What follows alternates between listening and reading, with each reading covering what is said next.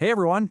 Today, we're going to demystify a component that's kind of like a silent guardian in tons of electronic devices, the optocoupler. We're going to break down what it is, why it's so important for safety, and, most importantly, I'll show you exactly how to test if it's working, step by step. So, let's start with a little puzzle. Imagine you have two parts of a circuit. One is your sensitive, low-voltage brain, maybe a microcontroller. The other is a big, powerful, high-voltage system. They absolutely need to communicate, but if they touched electrically, boom, disaster.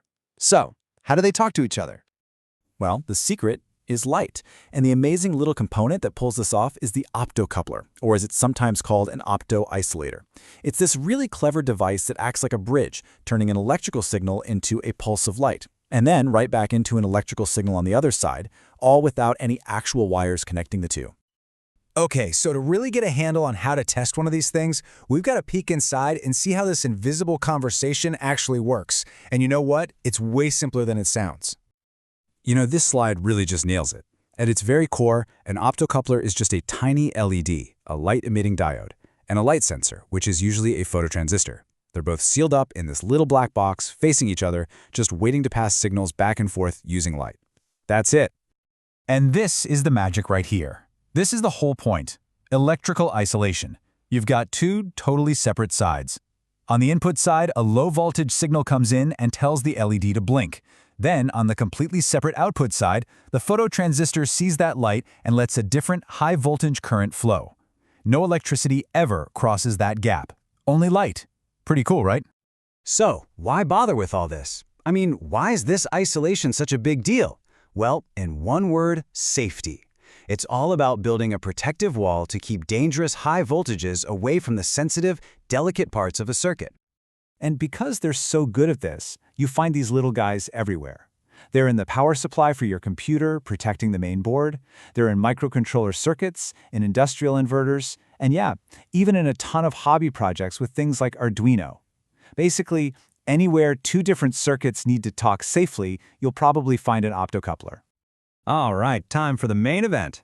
Let's say you're troubleshooting a board, and you suspect an optocoupler might be the problem. How do you know for sure? Well, let's grab our multimeter and get our hands dirty. Okay, stop. Before you do anything else, you have to figure out which way is up. The absolute first step is to find pin 1. Look really close at the component for a little dot, maybe a notch, or sometimes a printed triangle. That's your landmark for pin 1. The others then count up counterclockwise. Seriously, don't skip this. It's the most important first step. Okay, here's the entire game plan, broken down into 4 super simple steps. First up, step 1. Switch your multimeter over to the diode test mode. Next, step 2, we test the input side, the LED. You're going to put your red probe on pin 1 and your black probe on pin 2. Got it? Good. Step 3, now we test the output, the transistor. Red probe goes on pin 3, black probe on pin 4. And for the last step, step 4, we just reverse that last test, swap them around. Black probe on pin 3, red probe on pin 4. That's the whole shebang. Okay, so running the test is one thing, but what do all those numbers on your multimeter screen actually mean?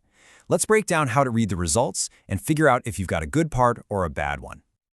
Think of this chart as your secret decoder ring. For that first test, on the input side, pins 1 and 2, a good LED should show a voltage drop, somewhere around 0.5 to 0.7 volts. For the output test on pins 3 and 4, a healthy transistor will also give you a diode reading, usually a bit lower, maybe around 0.4 volts. And here's the key. When you reverse the probes on the output, you must get an OL, or open line reading. If you see anything else, like a 0 or an OL where there should be a voltage, you've got a problem. So it's pretty straightforward, right? If you went through all those steps and every single one of your readings matches up perfectly with that good column, hey, congratulations! Your optocoupler is healthy, it's doing its job, and you can move on to check something else. But what if you didn't get those readings? If you saw a number close to 0 volts on any test, that means it's shorted out inside. If you got OL, open line, on that first input test or the forward output test, that means there's a break inside. In either of those cases, yeah, the component has failed, it's toast, time to find a replacement. And just like that, you know how to confidently test one of the most important little safety components in modern electronics. By understanding how it's supposed to talk with light, you can easily figure out when it's gone dark. So that kind of leaves us with one question. What tricky component should we tackle next?